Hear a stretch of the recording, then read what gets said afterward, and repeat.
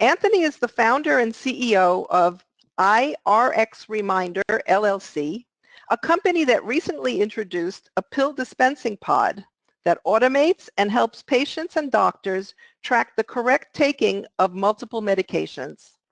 Dr. Stearns is a recognized expert in the area of gerontechnology and a pioneer in the application of mobile computers and smartphones for improving the quality of life for individuals living with chronic illness. He was recently recognized by AARP in their top innovators for people over 50. So their top 50 innovators for people over 50. Professor Stearns teaches courses at SPS in research methods, organizational behavior, and of course, entrepreneurship.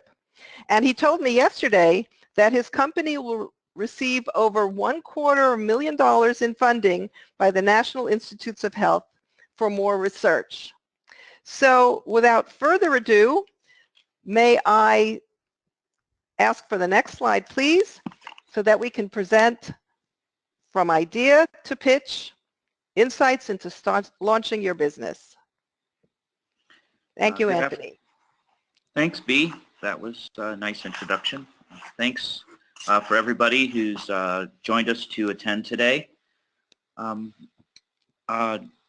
I want to begin is that really at the beginning you need an idea, and that's not something I can really help you with, but it will come to you in an instant or over many years of frustration, but you will know, you will have a vision of what you want to do, and it will be a problem that exists in the world today, and you will have a vision of how to get there.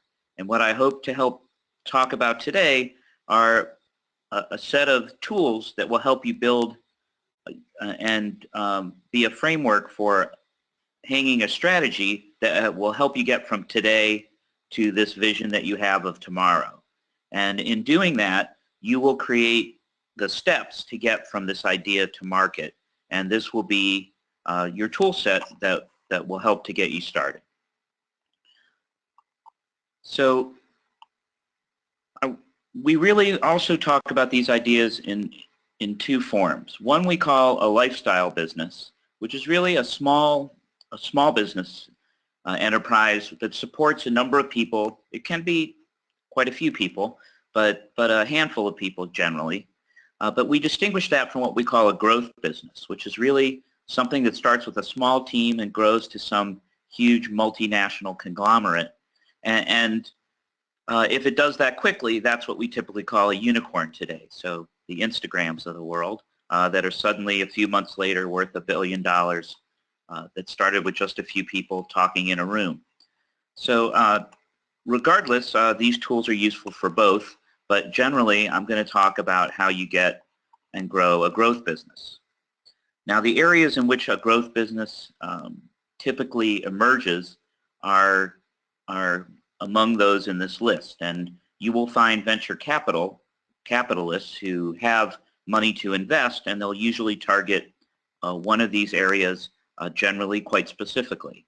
And those include biotechnology, fintech, medical devices, standalone software or software as a service, internet tools, an emerging and growing clean tech area, media and entertainment, and then various electronics devices.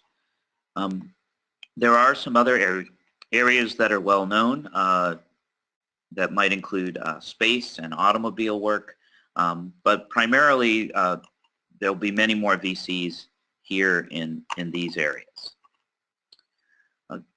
It's also important to understand when you can talk to these people. Generally, when you first have your idea, you need to move it yourself through some kind of proof of concept. And don't be intimidated by that, because that can merely be sharing your idea with other people and seeing if they get excited about it. But if you actually have to construct something or take some time to build a picture and show people what it looks like so that your vision is clear, this is generally done with your own funds or a loan from your rich uncle. We call that the 3 F's: friends, family, and fools, people who will jump in early. Once you have that proof of concept and you've validated it a bit, you want to move to that working prototype. And there are some small and competitive pots of money to begin and get you to a near commercial product, let's say, from a raw idea. And those include pre-seed funds. These are often embedded in universities or are available through economic development funds and things like that. As I mentioned, I've utilized the Small Business Innovation Research Program, which is a grant program from the federal government, very competitive program, but it provides venture capital level funding in phase 1 around $150,000, and in phase 2 up to and slightly over $1 million that you can raise and not owe back to anybody, but of course you have to compete with the rest of people with their ideas. And generally it has to apply to something the government's interested in doing, like healthcare or the environment or war, for example. And then there's also wealthy private people, people who have more than, I believe the number's 3 million in assets, who can be solicited. But today the rules have changed a little bit, and things like Kickstarter allow you to take on investors at earlier stages under very specific conditions. And you want to consult a lawyer for exactly what those conditions are. I do not represent that expertise. Really though, where venture capitals come in are what are called organized angels and early stage investors, or Series A investors.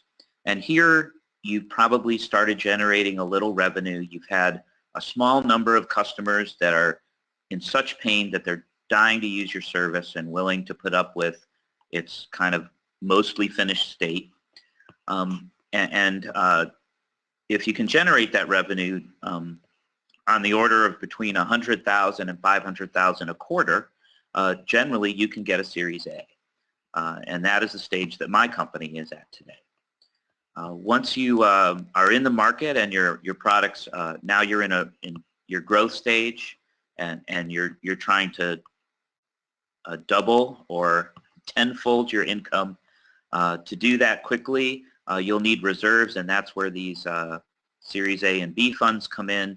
And then at the very top, you're getting tens or even occasionally hundreds of millions of dollars. So we can all dream of that together.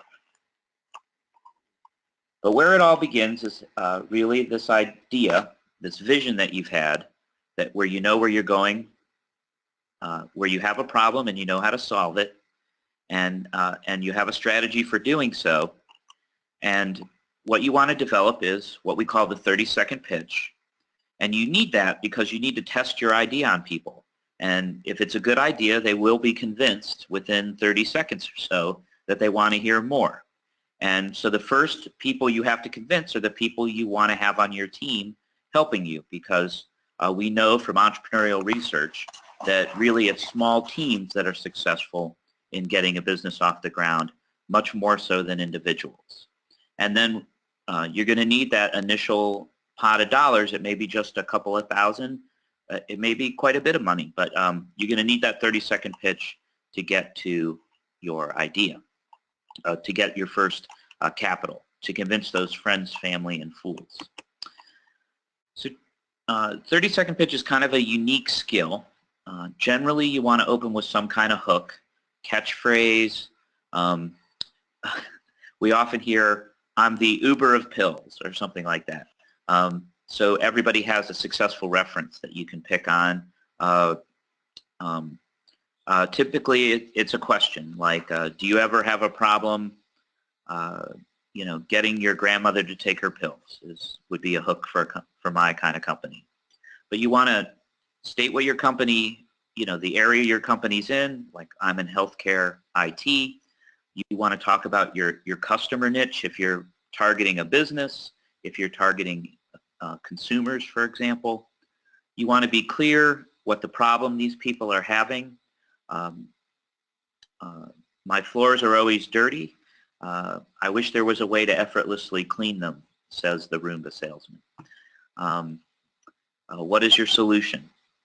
And you always want to be sure that you include your key differentiator, because that's the thing they're going to remember. That's the thing they're going to go, huh, I heard this cool idea, and they're going to repeat your word for word that key differentiator.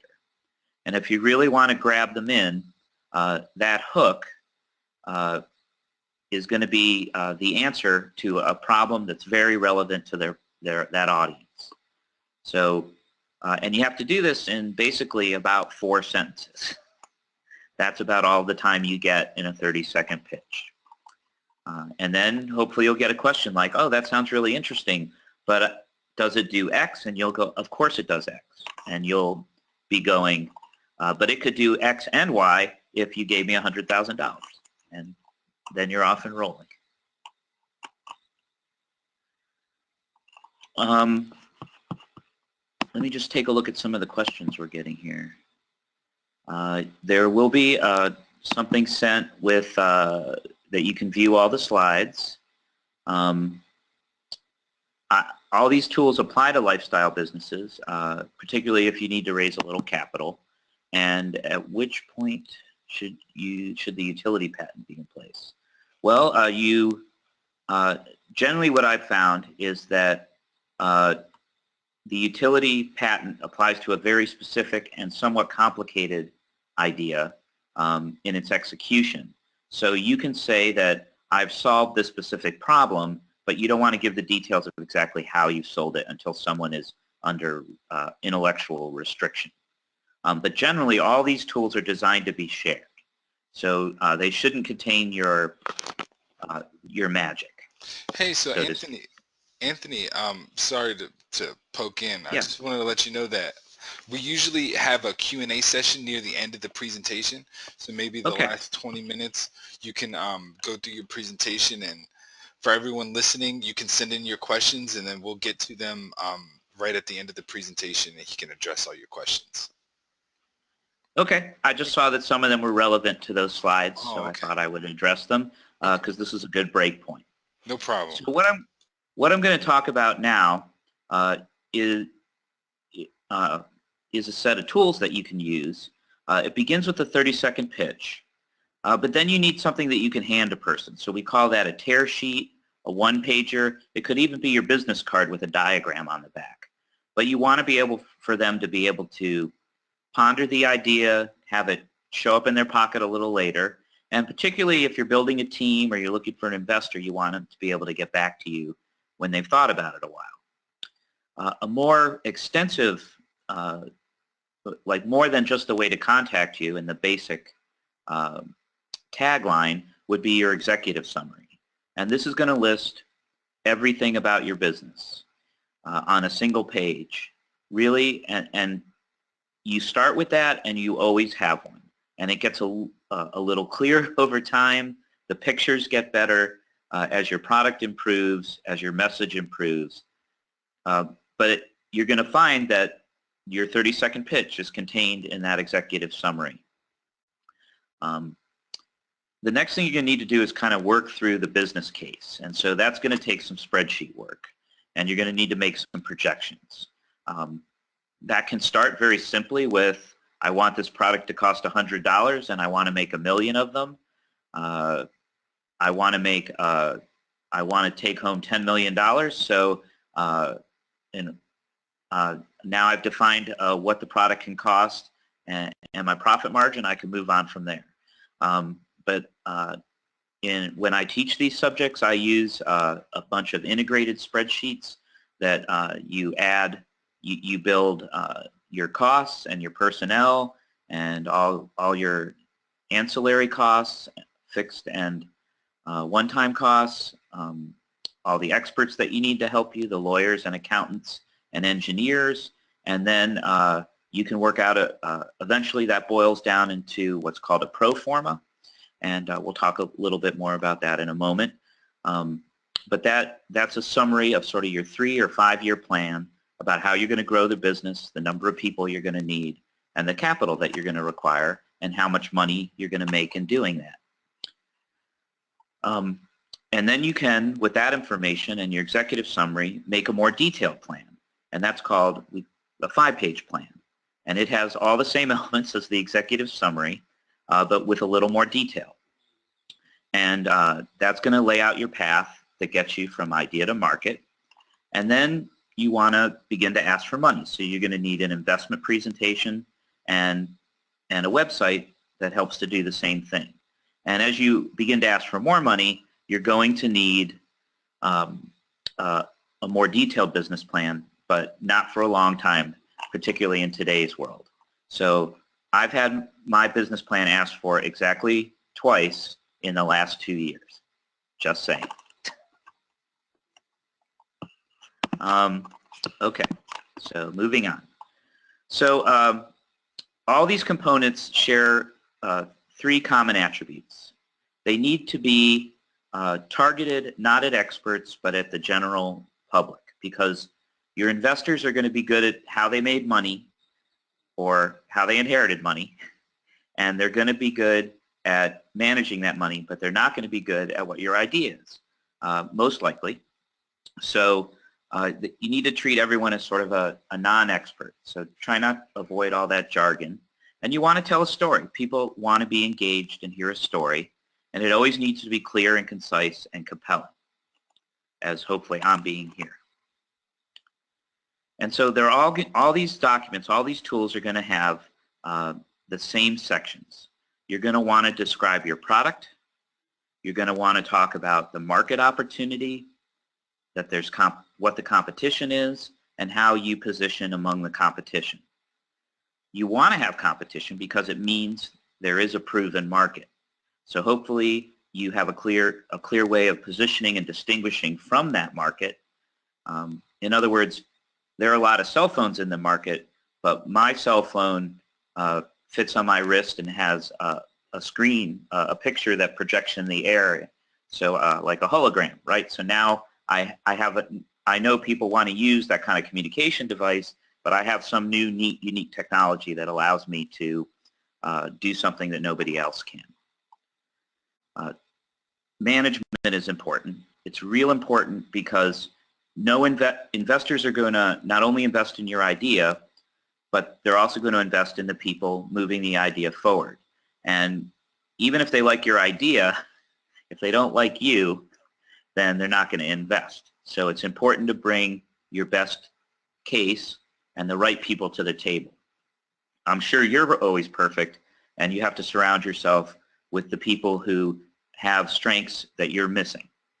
And again, the way you bring them in is start with that 30-second pitch and then these same tools.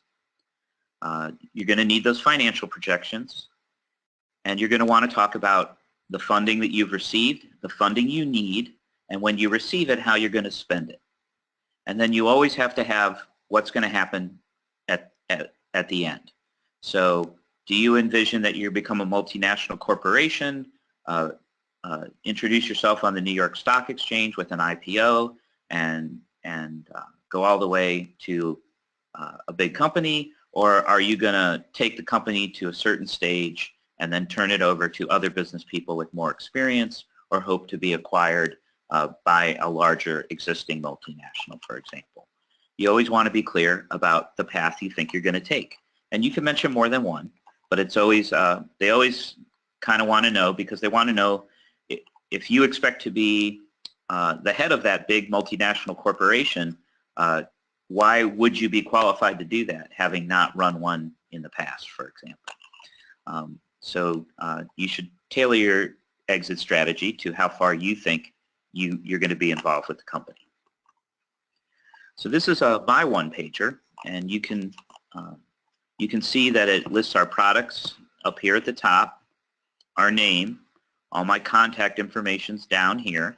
I have some pictures of how the product is used, and then I have all those sections I mentioned here. The problem, the solution, which dictates the product, our target market, which mentions some of the competition, how we've used our funding and the things we've done to date. You see I spend a lot of time on our management team and advisors, and this is a little bit more about the details of our funding and our exit strategy. I'll just blow this up a little bit, and you can see that a little bigger. Okay. So let's talk about these things a little more in detail. This is actually my product here. This is a screen from our iRx Capture app, and this is our Internet of Things pill device. And what it's used for is to help empower patients and healthcare professionals to manage their medications together. So you can only take the right medications at the right time using our pod, and all of that is tracked and shared with you and the electronic medical records, so you always know how you're doing. We have intellectual protection around our Internet of Things pill dispenser, which is an important thing. So you, for those things that need to be protected, some things you can protect by trade secrets. Sometimes you can't protect something, but that also includes copywriting and trademarking. So even if you have a new kind of ball that nobody else has, you can give it a name that's unique, and that protects your ball if it has a particular look and feel. Your product should solve some kind of pain for your customer, and it should be sold with a business model that makes sense. We initially had a model that focused on software licenses. Now we've pivoted our model to be more of a reimbursement model that fits in by having doctors deliver services in which we share some revenue in. But whatever you have, it needs to make sense. If you need to be sold on a shelf in a drugstore, you better make sure that there's a shelf that it's already there in that drugstore that exists. If you fit in with on the Band-Aid shelf, then that's great. You have a place to tell people you're going to be. If you have some kind of new thing that I can't even envision, but you don't know where to put it, now you have a much harder. You need to create a distribution channel. That's harder. So you want to understand your business model and how difficult it is to get into the market. You also want to make clear in your product description how the investor gets the return on investment and the value to the customer as well. And ideally, you're presenting that this is going to take the market by storm and become a very valuable moneymaker, with the idea of becoming a unicorn ideally. Even if in a lifestyle business you're going to the bank, you're still going to want to describe what it is your small business is going to be doing, and it needs to have all these things to help convince the bank that there's value to be put behind them putting money into your business. You also want to talk about your market. You need to understand how big it is. For example, in our section of the medication delivery market, we think it's an addressable market of about $43 billion and made up of these different components. Today we're addressing the small component, but we hope to address the whole $43 billion over time.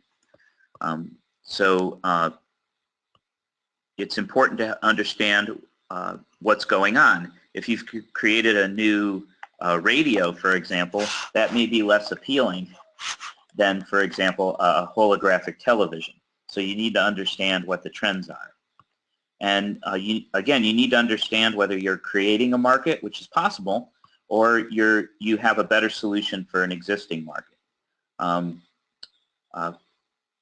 In some respects, it's interesting to watch, for example, electric cars, where in some respects electric cars are a mature market, but they're also, since so few of us drive them, it's also a nascent market. And so understanding that you're being somewhere in between, you need to have a strategy to deal with that.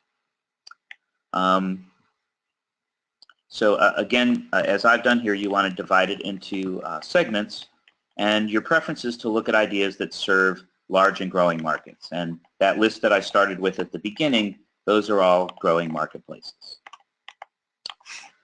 As I said, it's important that in your market you mention your competition, and they help to define that you have an existing market. So don't fear your competition, embrace it.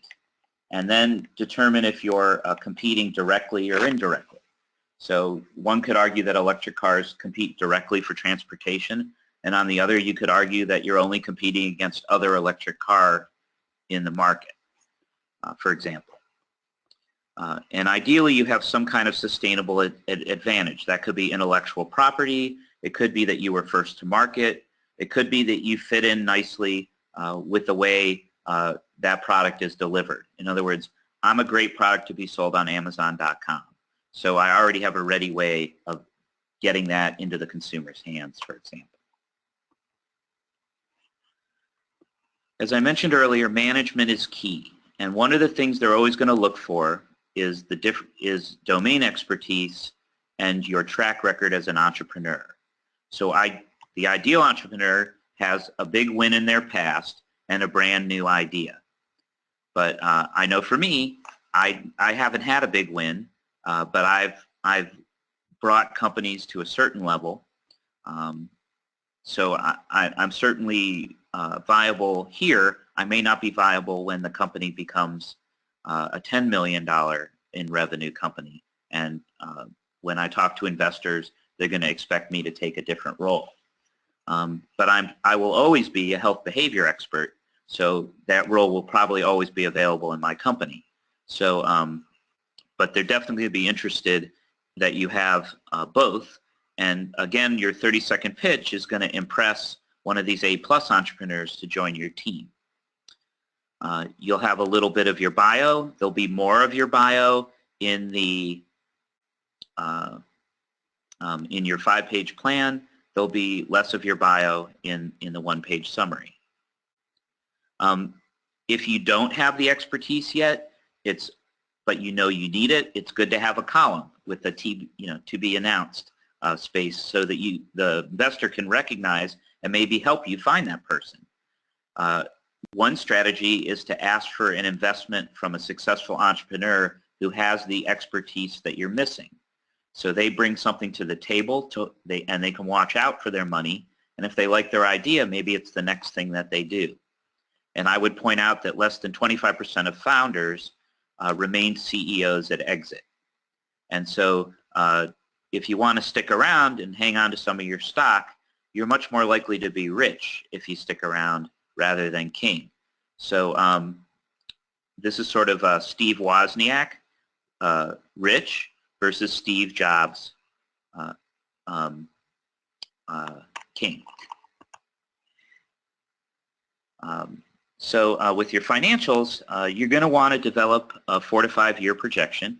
And quite often, certainly in my class, I have tools, and there are tools online to help you do this.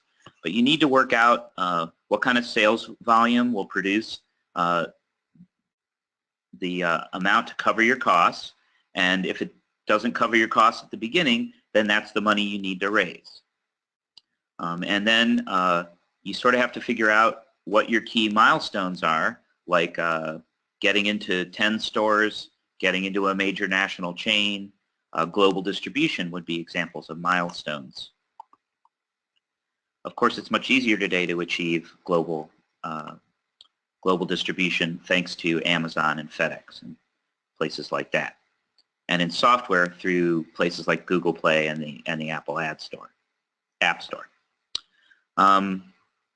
So I show my milestones. This is a slide from my pitch deck, and it shows how we've gotten funding. That's what these little things are down here. These are different investments we've received along the way. And this FDA clearance is what we're going to do next. And over here you can see once we get through that clearance, we want to raise $3 million in Series A funding. And it would be followed by a slide of how I'm going to use those funds, which is to build inventory and expand the programming and sales team. And that's kind of what you say. So then finally we have our exit, and I've kind of covered these points earlier, but it's important that you plan how you think you're going to get your early investors to receive early dollars, and so they want to know how they're going to make their money. If you're going to go all the way to an IPO or a large acquirer, then you need a strategy about how you're going to grow the business to the size where someone would be interested in. Most companies aren't bought unless they're worth several tens of millions, for example. And often, as we're reading lately, you're hoping to sell your company somewhere north of 100 million, even as much as $1 billion, to really be considered a unicorn. You also have to take a look at what the value is for your kind of product. An app-based company, for example, may be not worth as much as a product that sells, like, I don't know, an X-ray machine that sells for a couple $1 million a piece. So being what market you're in makes a big difference. And in this exit, you want to mention your likely acquirers. So we're a medication distribution mechanism. So big medication distributors include, in my area, McKesson. Quintiles might use us in all the research that they manage. So those are likely acquirers in my industry. There's some things that you definitely want to avoid. These include really detailed financials. They just want the big numbers. You want to stay away from detailed technology descriptions, and you don't want to give away your intellectual property either. So you don't want to be jargony, and you want to avoid a lot of science, I guess. Just how the science helps. And you want to make sure that you have real market research. So you don't want to go, it's a $43 billion market, and once I capture 1% of it, we will make $43 million. It doesn't, that doesn't talk at all about how you're going to get, about your knowledge of the market or how you're going to capture it. So you need real numbers. And you also don't want to talk about any legal history of the company. You just want to kind of talk about you just want to mention what kind of corporate structure you have if you're an LLC or a corporation, and definitely don't talk about any lawsuits or anything like that, or any concerns or trademarks or any of that. They don't want to. You want to leave that off. So all throughout this process, you want to make sure that you validate everything. You always want to make sure that 8 out of 10 people think your pitch is compelling. That your card, 8 out of 10 people hang on to your card and actually put it in your pocket because they're interested. That when you have people take a look at your summary sheet, that it answers all their questions. That your projections make sense to an accountant, to your investors. Always, if you're pitching, make sure that you're validating, that you're getting some feedback that's meaningful. If they're not interested, find out why. That negative information is gold. If you can get someone to read your 5-page business plan, you can get some very helpful feedback on very specific things. And really, today you're looking for an investor presentation and ultimately a video that's going to help sell your company. I get asked to make a pitch between as little as 2 minutes. 3 and 4 minutes is common in competitions. More formal pitch presentations at regional events are maybe 8 to 10 minutes with a few minutes of questions following. A real meeting with an investor can often go 90 minutes or 2 hours with exactly the same deck that I use for 2 minutes, 8 minutes. We just spend a lot more time on detail, and I have a lot of slides in the background that I can go to for answers as well. But anyways, that's the toolkit. And that's how you walk an idea, by building these tools through from your idea to your pitch. And these are exactly the tools. I spend a lot more time in them, of course, a couple weeks on each in the course I teach on entrepreneurship, which is called Entrepreneurship in a Global Environment. And this is the textbook that we use, called New Venture Creation. And it really talks much more about the theory of entrepreneurship and how to understand how you're likely to be successful or not.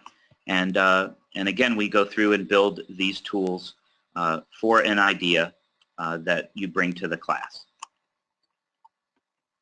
So that's my talk. What questions do you have? Do I pick the questions at this point? Yeah, you can. You sure can. Okay. Go for it. Okay. In the early stages of production, idea planning, how large is too large? Wow, I guess it kind of depends on what it costs. My first pod probably cost me around $300,000. Now they cost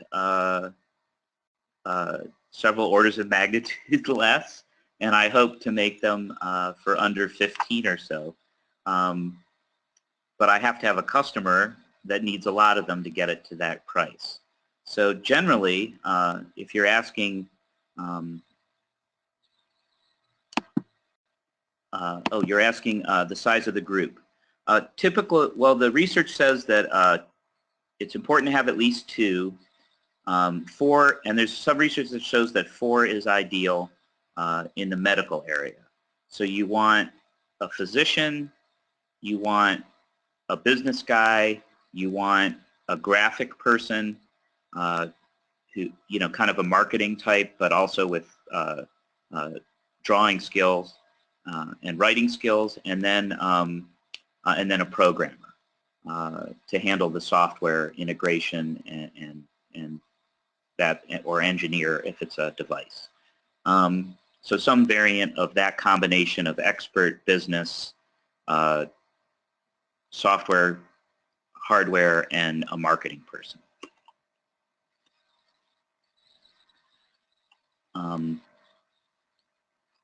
Can you get a copy of my one-pager? Well, there are a lot of templates online, but it'll be available for you to take a look at when you pause the presentation. It's right there for you to see. That would probably be my answer. Should any degree of gloating be incorporated into either one's simple contact? Well, I think you want to be credible, but you should be humble as well. I mean, but if you're Einstein, you should tell the world you're Einstein. I'm in the form of I'm a well-known and successful physics theorist. So I don't think anybody would have qualms with Einstein saying that. But you want to rub people the right way. So I've certainly met people who have far more money than me, and they don't laud that over me in any way. But they're careful not to give it to me without good reason, and I try and give them a good reason by assuring them that I've handled that money well in the past, that we've developed award-winning products, that the science produces results that are good, and that's the right kind of bragging, I guess. I don't think you should. So you can trade on your reputation if it's one of substance. I wouldn't just trade on being in a circle where you have reputation because of that circle, I guess. How do you pitch ideas for products without owning your own company? Well, you don't have to own your company to have your 30-second pitch. As a matter of fact, you want to make sure that at least your close and trusted friends who you're sharing the basic idea with think it's a good idea and help you they'll poke holes at it, and then you have answers to those. And if you're convinced that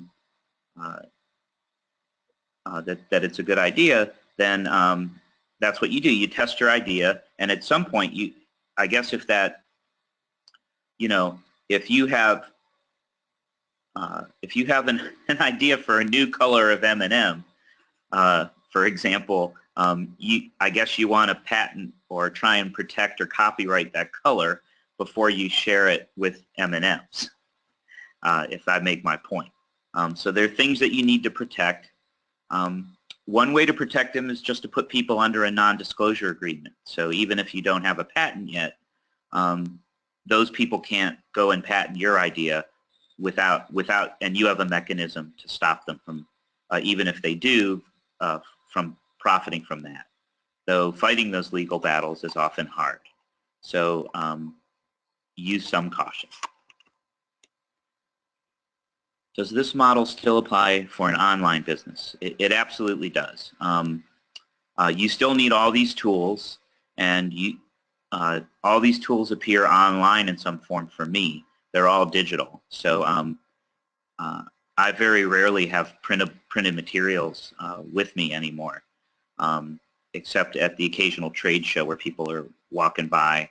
But most true investors, people who are really interested in you, will hand you their card and tell you what they would like to receive digitally. And generally that's a narrated version of your pitch deck. So, and a one-pager. What should you do if you have no prior experience in that company that you want to start? You should go find someone who does and have them join your team. I do believe, and in my previous company, which was in the logistics area, I knew nothing about logistics, but a good friend of mine did. But he knew I knew how to get a company funded. So he asked me to take the lead on founding the company, and he brought the idea to the table, and he said, we need to prove this mathematically. And then we went and found a mathematician who we both knew, but we had to think about how to get him involved and away from his academic roles to spend a little time with us to do the math we wanted him to do. So I guess that's kind of an example, a story of us doing exactly that. And then we went and found another friend, since we were all friends, who could help us with the programming. And that's what we did. So you go find the expertise in someone else who likes your idea. And you introduce yourself with your 30-second pitch.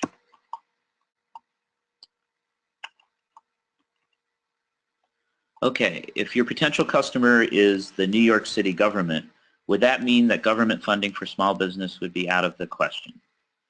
Not at all. I think my customers would include the New York City government, who has lots of people in their care who are cared for by various programs that the city pays for, and has an interest in controlling those medication costs and use of their hospitals, and use of their Medicaid dollars and their Medicare dollars. So no, not at all.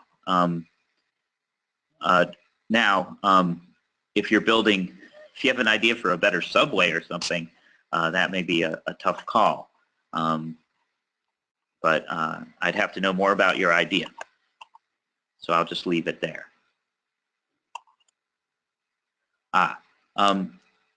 You can pitch ideas directly, but that's dangerous.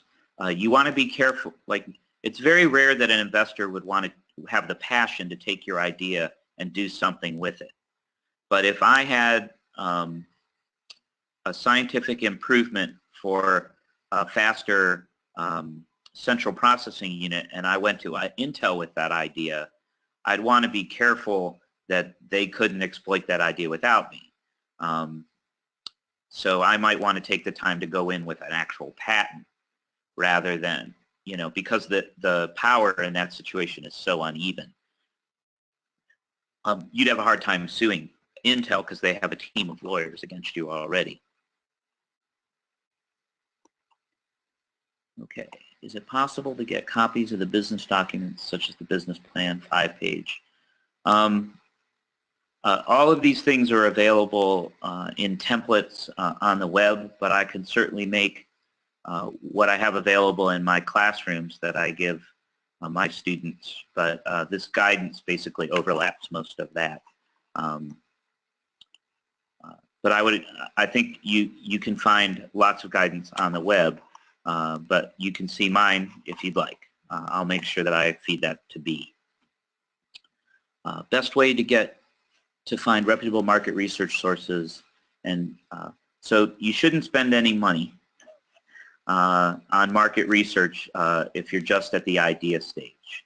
And you can sort of, but you have to sometimes spend a lot of time. It's helpful to be a student because there's a lot of free resources that are available through academic libraries. But I would say that if you walk in and talk to the reference librarian, she can put you into a lot of tools. Tools like where you can find academic articles that on almost any market, as well as market research articles that are available. I have never paid for formal market research, and I would avoid it. It's the kind of thing that IBM would do. I don't think a small business should be spending their money that way.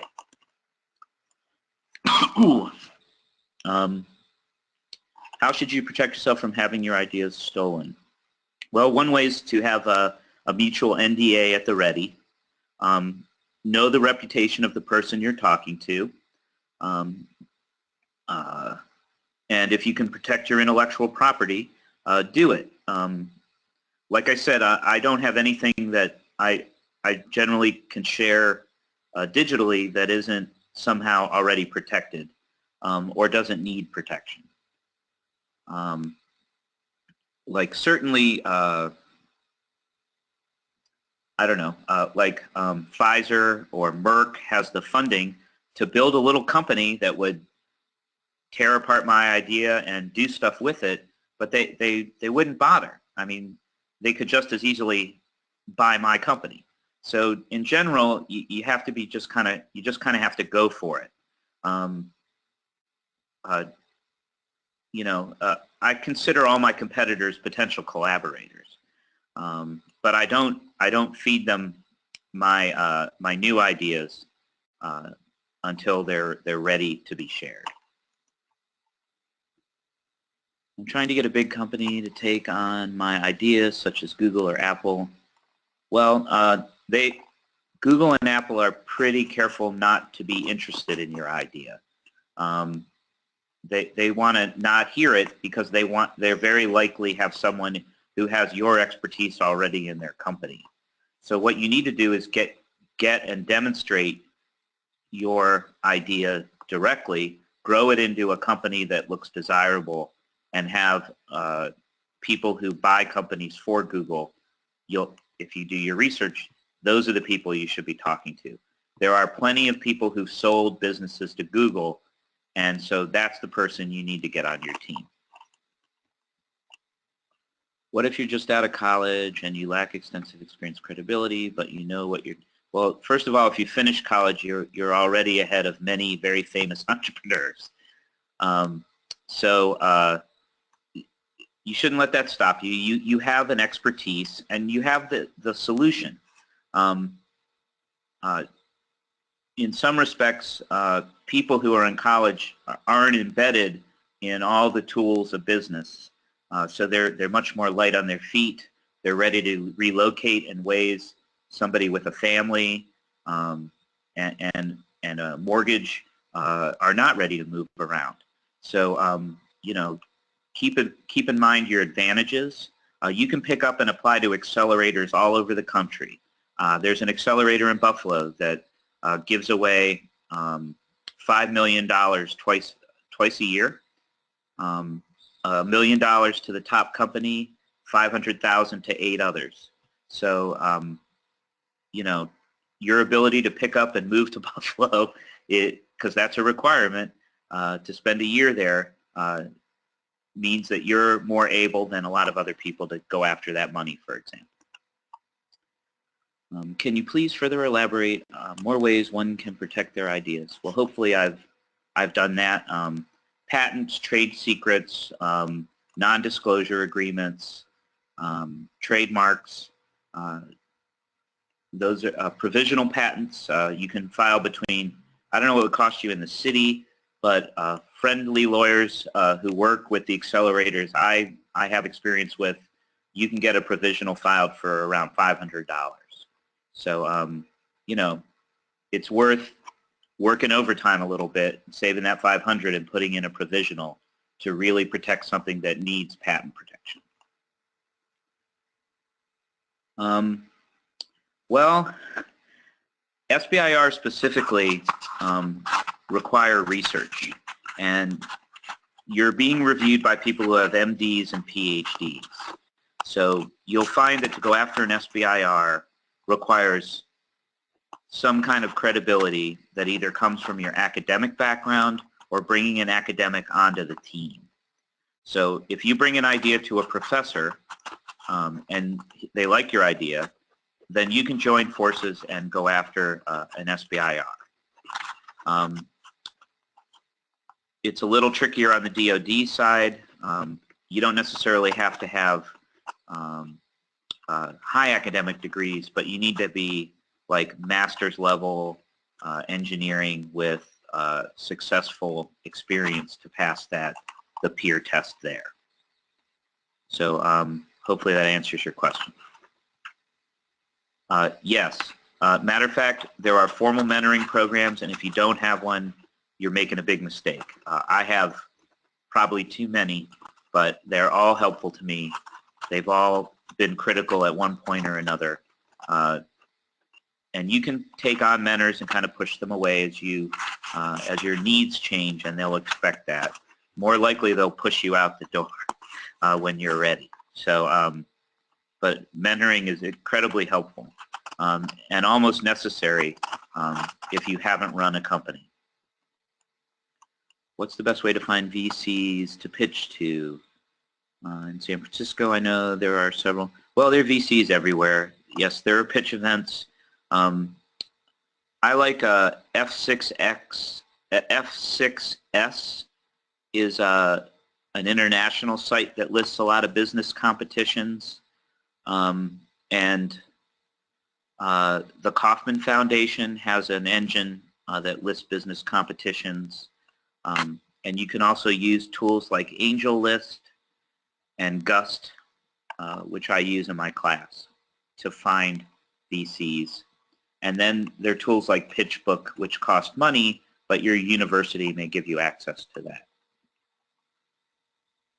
What opportunities do you foresee for retirees starting a business? Well, that's a huge area. And AARP actually has specific events and tools to help support that. So I would encourage you to type in entrepreneur and AARP and follow those links. Okay, that's all the questions. Thank you so much, Anthony Stearns. If you could just go to the next slide, please. I want to remind everyone that today's webinar was sponsored by the Online Degrees in Business at the CUNY School of Professional Studies, which has 8 fully online undergraduate programs and 5 fully online graduate programs, as well as certificates. We also created an SPS Entrepreneurship Network to support our students who have entrepreneurial aspirations, and we are hoping to connect them with mentors and each other to find teams that have similar interests. Those are all things that are in the future for our entrepreneurship network. I invite you to check us out at sps.cuny.edu to learn more about our programs. You should also know that we have a physical location at 119 West 31st Street in the heart of Midtown Manhattan near the Empire State Building, and we welcome anyone that's in the New York area to come and meet with us. If you go to our website and our events page, you will see that we have information sessions coming up at the end of May for both the BS in Business and the MS in Business Management and Leadership to learn more about our business degrees if that is of interest to you or to colleagues or people that you know. The CUNY School of Professional Studies was created in 2003 specifically to meet the needs of working adults like yourselves. And so I would love to thank you for joining us today, and I look forward to hearing from you in the near future. Thank you and have a great day.